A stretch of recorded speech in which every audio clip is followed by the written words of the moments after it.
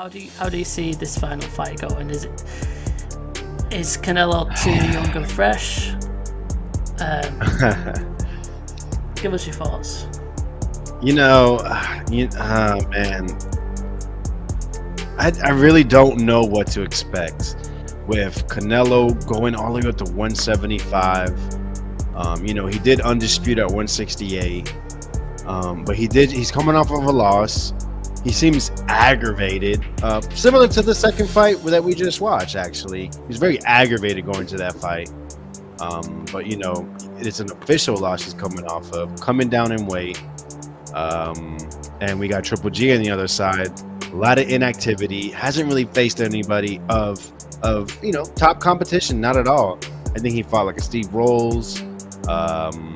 Who's someone else? I know the last fight was Murata, and he definitely seemed to be a bit aged in that fight, but still got a great stoppage against a pretty solid fighter, champion.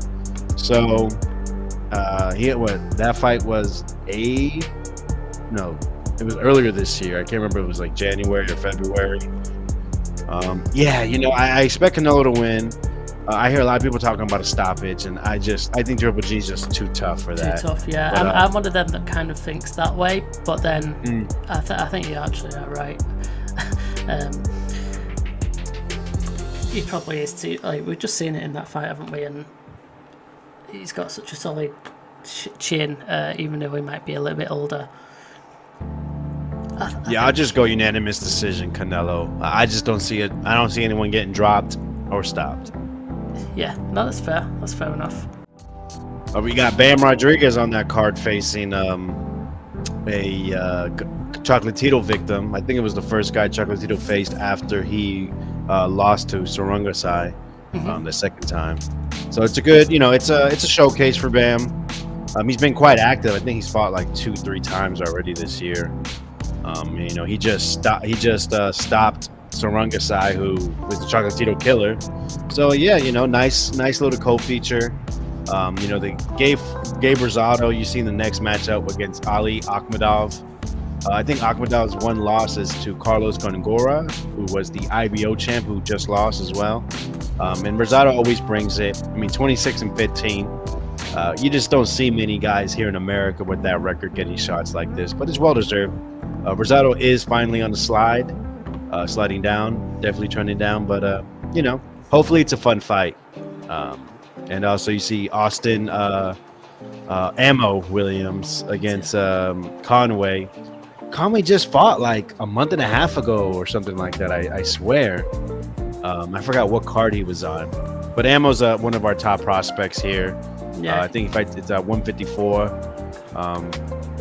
If you remember, last year he had a bit of a meltdown on social media. He was supposed to fight Brian Rose in one of the Matchroom USA cards, and he got upset with Eddie Hearn and was just saying he's retired and whatnot. But Ammo's back. He's coming off a first round destruction of a guy that had a decent pedigree from the Northeast of America. So definitely you see some names there: Aaron Aponte, Mark Castro, Diego Pacheco. Yeah, solid card. Decent card, yeah.